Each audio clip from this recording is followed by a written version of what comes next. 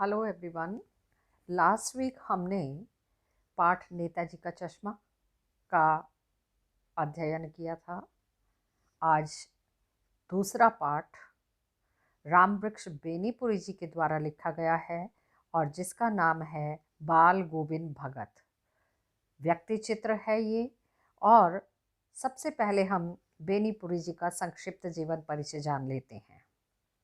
बेनीपुरी जी का जन्म सन 1899 में बिहार के मुजफ्फरपुर जिले के बेनीपुर गांव में हुआ था, इसीलिए इन्होंने नाम के बाद बेनीपुरी लगाया है। बचपन में ही इनके माता पिता का निधन हो गया था, जिस कारण उनका बचपन अभावपूर्ण तरीके से और कठिनाइयों से भरा हुआ संघर्षों के बीच बीता।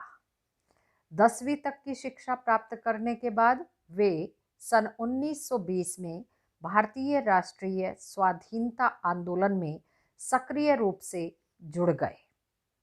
इसी दौरान वो कई बार जेल भी गए और उनकी मृत्यु सन 1968 में हो गई थी।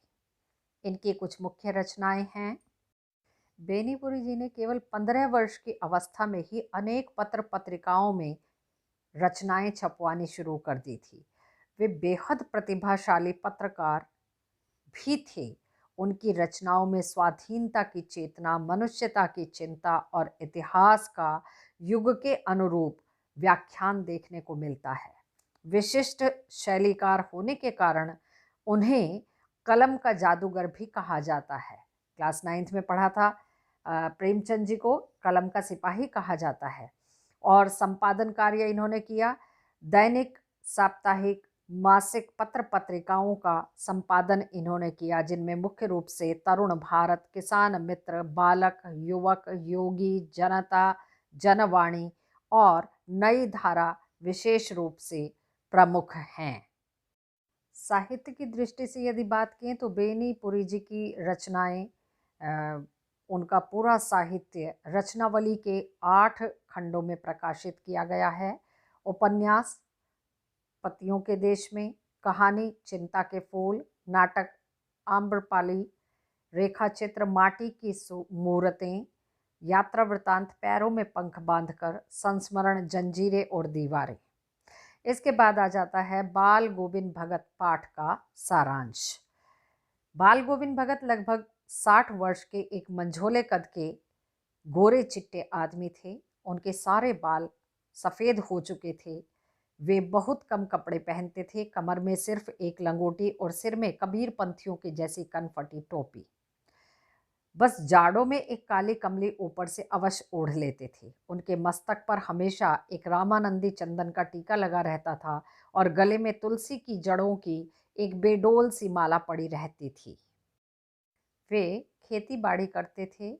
उनके पास एक साफ सुथरा मकान भी था, जिसमें वह अपने बेटे और बहू के साथ रहते थे। लेकिन वो आचार, विचार, व्यवहार और स्वभाव से साधु की तरह जीवन यापन करते थे। वो संत कबीर को अपना आदर्श मानते थे, अपना गुरु मानते थे। उन्हीं के उपदेशों को पूरी तरह से उन्होंने अपने जीवन में अमल में ला रखा था, अर्थात उतार रखा था। वो कबीर को साहब कहते थे और उन्हीं के गीतों को गाया करते थे। वे कभी झूठ नहीं बोलते थे और सभी के साथ खरा व्यवहार रखते थे। दो टूक बात करने में वे संकोच नहीं करते थे, लेकिन किसी से खामखा झगड़ा भी मोल नहीं लेते थे। किसी की चीज को कभी बिना आज्ञा लिए छूते नहीं थे, बिना पूछे कभी व्यवहार में नहीं लाते थे। उनके खेतों में जो कुछ भी अनाज पैदा होता, पहले वो उसे अपने सिर पर लादकर 4 कोस दूर कबीर पंथी मठ पर ले जाते। वहां भेंट स्वरूप उसे समर्पित कर देते। उसके बाद मठ से उन्हें प्रसाद में जो भी अनाज वापस मिलता, उसे घर ले आते और उसी से अपनी गुजर बसर करते थे। वो कबीर के पदों को इतना मधुर स्वर में गाते थे कि सुनने वाला मंत्र मुग्ध हो जाता था। कबीर के सीधे साधे पद जब उनके कंठ से निकलते थे तो वे सजीव हो उठते थे।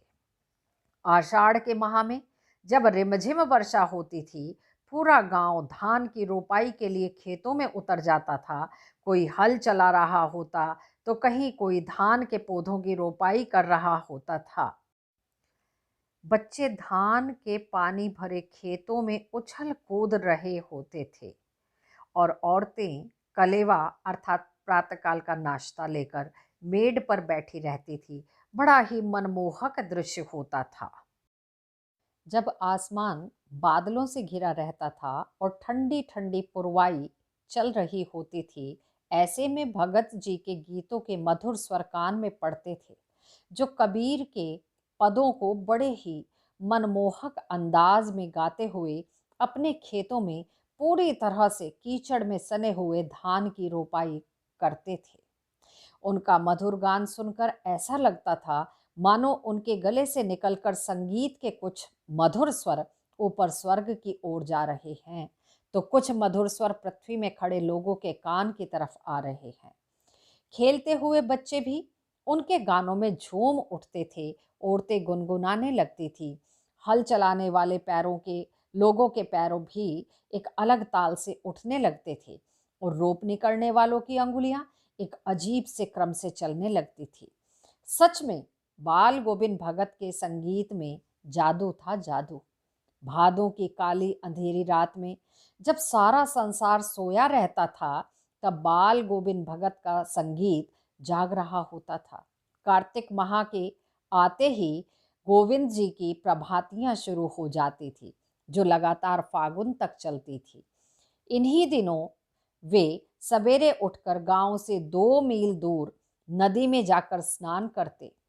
स्नान के से लौटकर गांव के बाहर ही पोखरे के ऊंचे भिंडे पर अपनी खंजड़ी ले जाकर बैठते, पोखरा कहते हैं तालाब को, और गाना गाने लगते। और गर्मियों में तो वे अपने घर के आंगन में ही आसन जमा कर बैठते और अपनी मंडली के साथ खूब झूम कर डूब कर भजन संध्या आयोजित करते थे। बाल गोविंद भगत की संगीत साधना का चरम उत्कर्ष उस दिन देखा गया जिस दिन उनके इकलौते बेटे की मृत्यु हो गई। उन्होंने बड़े प्यार से अपने बेटे की शादी की थी। घर में एक सुंदर और सुशील बहू आई, जिसने भगत को दुनियादारी और घर गृहस्थी के झंझट से बिल्कुल ही मुक्त कर दिया था।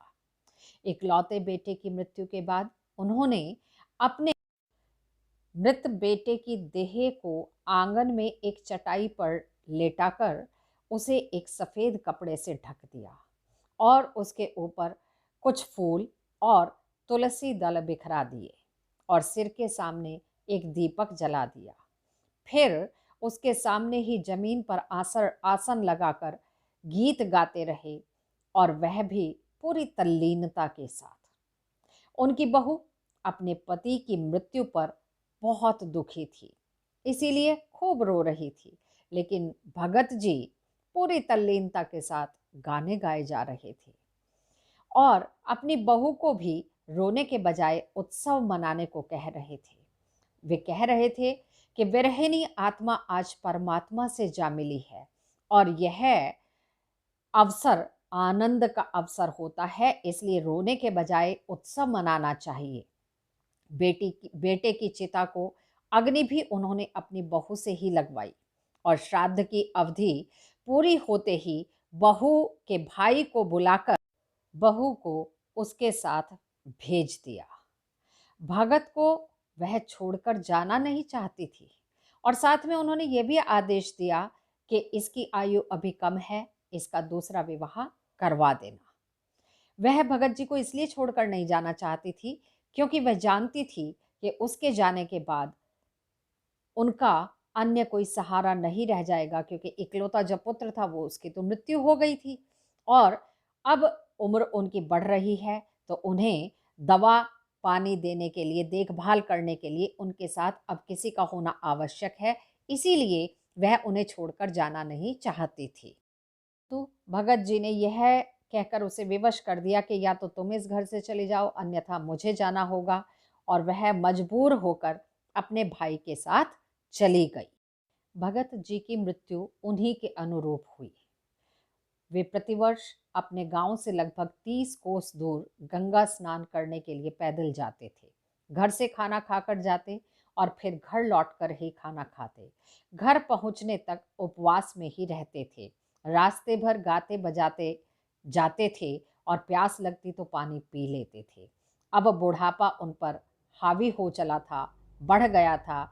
इस बार जब वे गंगा स्नान से लौटे तो उनकी तबीयत कुछ ठीक नहीं थी, किंतु वह अपने नेम व्रत को, नेम यहाँ अपभ्रंश है नियम का, अर्थात नियम और व्रत को बिल्कुल छोड़ने वाले नहीं थे। घर लौटकर उन्होंने अपनी वही पुरानी दिनचर्या जारी रखी। लोगों ने उन्हें आराम करने की सलाह दी, लेकिन वो सभी बातों को हंसकर टाल देते थे।